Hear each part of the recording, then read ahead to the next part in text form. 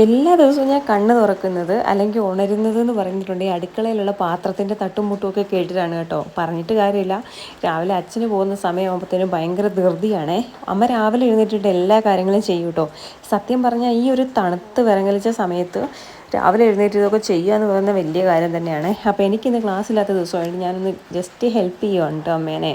ഞാൻ എഴുന്നേറ്റപ്പോൾ ഒരു 7 മണിയൊക്കെ ആയി കേട്ടോ. അപ്പോൾ അച്ഛൻ്റെ ചോറ്റുപാത്രമൊക്കെ ഒന്ന് കഴുകി വെച്ചു. പിന്നെ അതാ ചൂട് ചോറാക്കി കൊടുക്കുകയാണ് കേട്ടോ.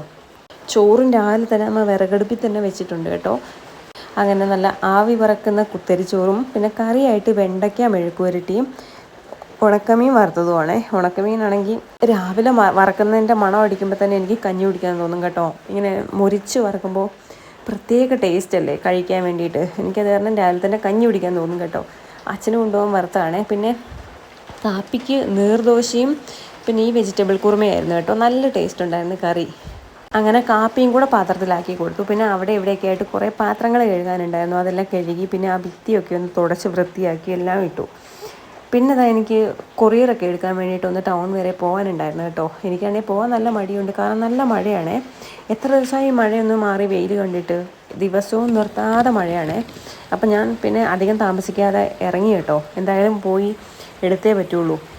അപ്പോൾ അതാ പോണ വഴിക്കൊക്കെ നല്ല മഴയാണ് കേട്ടോ. അങ്ങനെ പെയ്തുകൊണ്ടേ ഇരിക്കുമോ, കൂടെ നല്ല തണുപ്പും. പോകാനേ തോന്നുന്നുണ്ടായിരുന്നില്ലേ. പിന്നെ നിങ്ങൾ ചോദിക്കാറില്ലേ നിങ്ങളുടെ തൊട്ടടുത്തൊന്നും വീടുകളില്ലേന്ന്. വീടുകൾ തമ്മിൽ ഇതാ ഇത്രയും ഡിസ്റ്റൻസ് ഉണ്ട് കേട്ടോ. ഇതപ്പോൾ ഇവിടെ ഒരു വീട്, അത് കഴിഞ്ഞിതാ തൊട്ട് താഴെയായിട്ട് ആ ഓട്ടോ ചെന്ന് നിൽക്കുന്ന സ്ഥലമില്ലേ, അടുത്തത് അവിടെ ഒരു വീട്. അപ്പോൾ അത്രയും ഒരു ചെറിയ ഡിസ്റ്റൻസിലായിരിക്കും എല്ലാ വീടുകളും തന്നെ ഇരിക്കുന്നത്. അവനവൻ്റെ വീട്, പിന്നെ 1.5 ഏക്കർ പറമ്പ്, അത് കഴിഞ്ഞ് അടുത്ത വീട്, അങ്ങനെ. അല്ലാതെ ഹൗസിംഗ് കോളനി പോലെ അടുത്തടുത്തില്ല. അത്രയും മാത്രം കേട്ടോ. എനിക്കിതാണ് ഇഷ്ടം. അങ്ങനത്തെ ബസ് വന്നു, കട്ടപ്പന എത്തി, എല്ലാം പെട്ടെന്നായിരുന്നേ. അപ്പോഴും മഴയ്ക്കൊരു മാറ്റമില്ല, മഴ പെയ്തുകൊണ്ടേ ഇരിക്കുക. പിന്നെ ഫാൻസിയിലൊന്ന് കയറാനുണ്ടായിരുന്നു, ഈ മാലയെടുത്തു. പിന്നെ കൊച്ചെപ്പോഴും തത്തേനെക്കുറിച്ച് പറയാറുണ്ട് കേട്ടോ, കാർട്ടൂൺ കണ്ടിട്ട് അവന് ഭയങ്കര ഇഷ്ടമാണ്.